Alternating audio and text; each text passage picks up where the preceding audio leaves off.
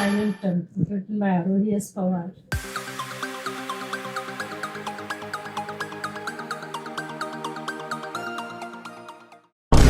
Today, the book that I'm reading is written by one of my most favorite students, and I miss her so much. Aarohi, first of all, let me tell you, I'm very, very proud that you wrote this beautiful book. The title is very catchy, The Silent Temple. Yeah, and Ruhaan has read the book, and he told me that I should read it, and I'm excited and I'm going to read it, and I'm very proud of you that you are only in class 7 now and you already did that. So here I go. First of all, to my viewers, I would like to say some things about Aarohi. She is very talkative, and I'm so glad that her stories have now taken a form of book.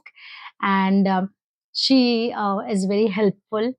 She's a great sports person, great at roll ball, and she's even done nationals and stuff in roll ball. And I'm very proud, and I love her. She's just a darling, and I'm so happy the book has come. And I'm going to start reading without wasting any more time. And you can ignore him. Bruh. Yeah.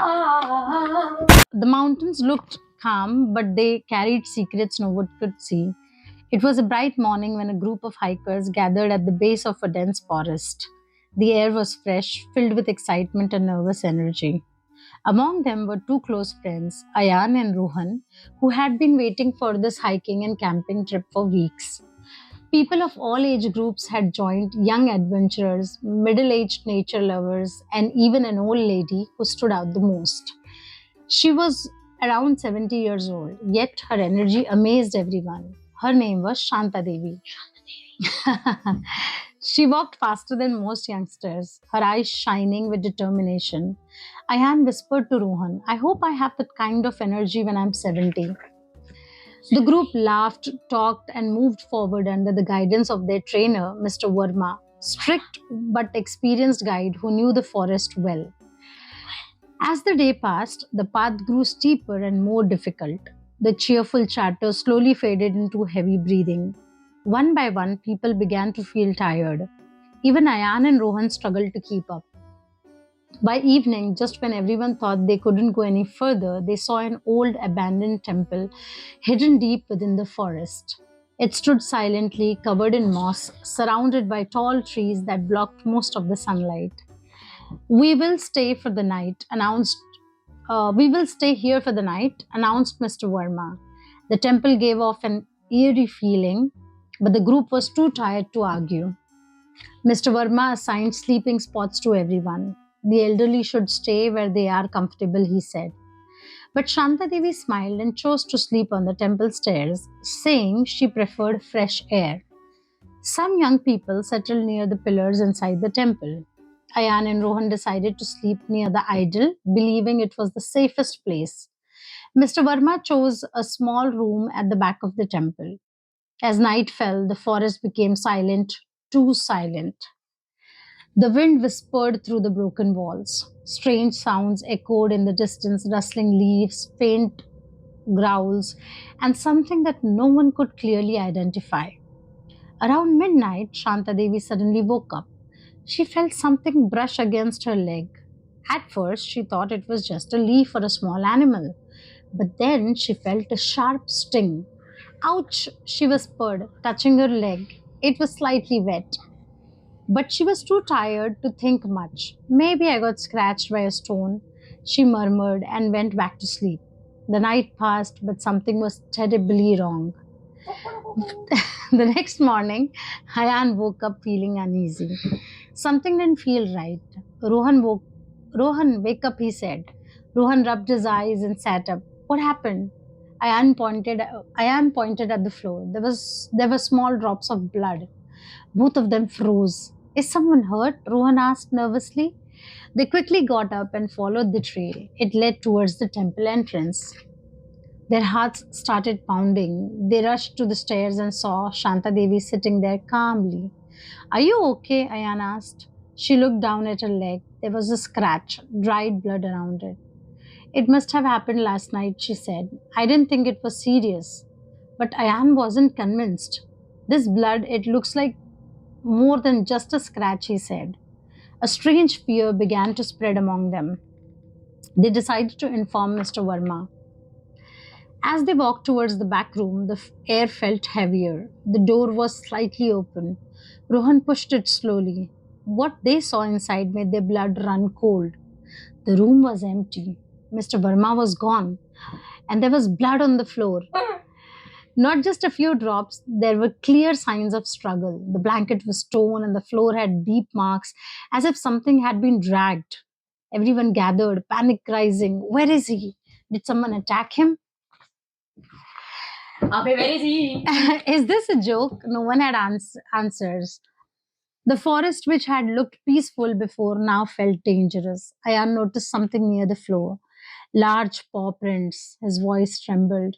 These aren't human. Suddenly, the truth began to sink in. They immediately called the police. After a few hours, a police officer named Inspector Patil arrived with his team. He carefully examined the area. He noticed the blood trail leading outside into the forest. He observed the scratch on Shanta Devi's leg. He looked at the claw marks in the room. After a long silence, he spoke.